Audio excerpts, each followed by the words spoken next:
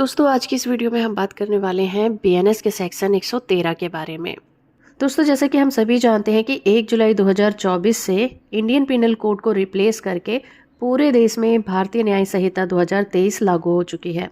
और जो हमारा पुराना कानून था उसमें आतंकवाद से रिलेटेड कोई भी प्रोविज़न नहीं किया गया था, लेकिन इस नए कानून यानी कि बीएनएस में आतंकवाद के लिए एक स्पेशल धारा को डिफाइन किया गया है, जिसमें आतंकवाद से जुड़े सभी नियम और कानून को बताया गया है कि किन किन बातों को आतंकवाद की कैटेगरी में रखा जाएगा।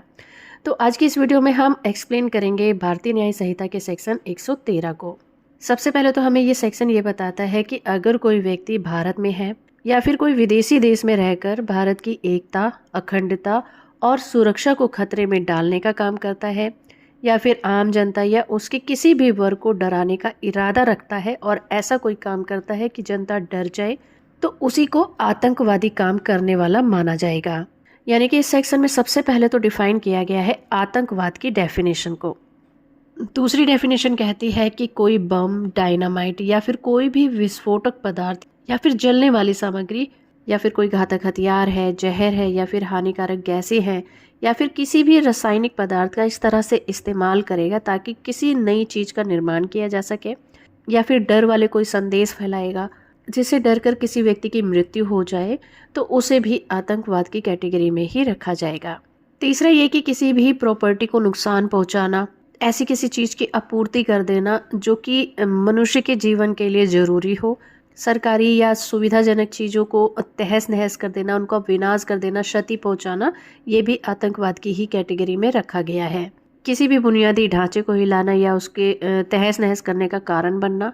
सरकार या फिर किसी भी ऑर्गेनाइजेशन को डराना धमकाना जिसमें किसी गवर्नमेंट ऑफिसर की या फिर किसी व्यक्ति को चोट लग जाए या फिर उनकी मौत होने की संभावना हो, या किसी भी व्यक्ति को किडनैप कर लेना, उसे जान से मारने की धमकी देना, ये सभी तरह के काम जो होंगे वो गैर कानूनी माने गए हैं और आतंकवाद की कैटेगरी में रखे जाते हैं। तो इन सभी कामों को आतंकवाद की कैटेगरी में रखा गया है। अब क्लॉज 2 में हमें ये बताया गया है कि अगर कोई व्यक्ति ये सभी काम करते हुए पकड़ा जाएगा तो उसे अपराध माना जाएगा। तो ये सेक्शन हमें बताता है कि अगर कोई व्यक्ति ऐसा अपराध करते हुए पाया जाता है जिससे कि किसी व्यक्ति की मौत हो जाती है, तो उस व्यक्ति को पैरोल का बेनिफिट नहीं दिया जाएगा, उसे मौत की सज़ा या फिर आजीवन कारावास की सज़ा दी जाएगी, प्लस उस पर जुर्माना भी लगाया जाएगा जो कि 10 लाख रुपए से कम नहीं होगा। किसी भी व्यक्ति की मौत के अलावा जो भी अपराध होंगे उसमें जो सज़ा होगी वो 5 साल की होगी, उससे कम की नहीं होगी, लेकिन ये कंडीशन रहेगी कि इस सज़ा को आजीवन कारावास तक बढ़ाया जा सकेगा,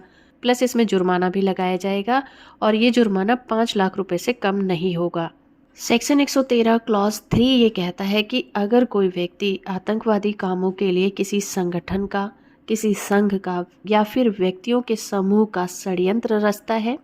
उन्हें इकट्ठा करता है या फिर लोगों को इकट्ठा करवाने के लिए पैसे देता है, या फिर किसी आतंकवादी काम की तैयारी में किसी भी काम में शामिल होने के लिए किसी भी तरह की हेल्प करता है, उनको सुविधा देता है, लाइक उनको पैसे की हेल्प करता है, उनको जगह की हेल्प करता है या फिर इस षड्यंत्र में शामिल होता है,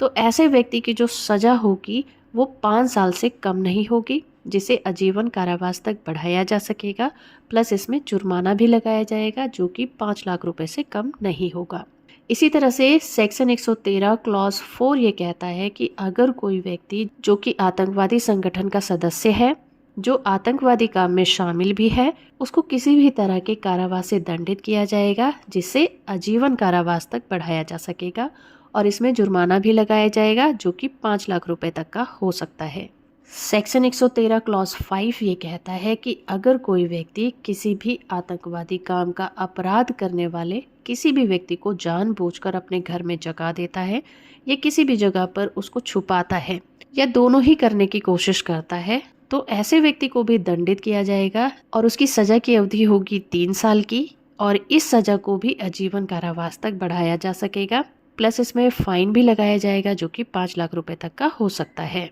लेकिन ये सब सेक्शन वहाँ पर लागू नहीं होंगे जहाँ पर अपराधी के पति या पत्नी द्वारा आश्रय दिया जाता है या फिर छुपाया जाता है। सेक्शन 113 क्लॉज 6 ये कहता है कि कोई भी डायरेक्ट या फिर इनडायरेक्ट रूप से किसी भी प्रॉपर्टी को रखता है जो कि आतंकवाद के कामों में या फिर आतंकवाद की वजह से ही प्राप्त हुई हो, या आतंकवादी फंड के जरिए से इकट्ठा की गई हो, ऐसी प्रॉपर्टी या फिर धन अपने पास रखता है या फिर किसी को देता है या इकट्ठा करता है, उसे यूज़ करता है, तो ऐसे व्यक्ति को भी दंडित किया जाएगा, जिसकी सज़ा को आजीवन कारावास तक बढ़ाया जा सकता है। प्लस उस पर जुर्माना भी लगाया जाएगा जो कि 5 लाख रुपए से कम नहीं होगा, और उसकी प्रॉपर्टी की जब्ती की जाएगी और उसे कुर्क भी किया जाएगा। तो बेसिकली बीएनएस का सेक्शन 113 आतंकवाद की डेफिनेशन और उसकी सजाओं से रिलेटेड है, जो कि हमें बताता है कि कोई भी व्यक्ति आतंकवादी के कामों में पार्टिसिपेट करता है, उसकी तैयारी करता है या आतंकवाद को बढ़ावा देता है, तो उसे दंडित किया जाएगा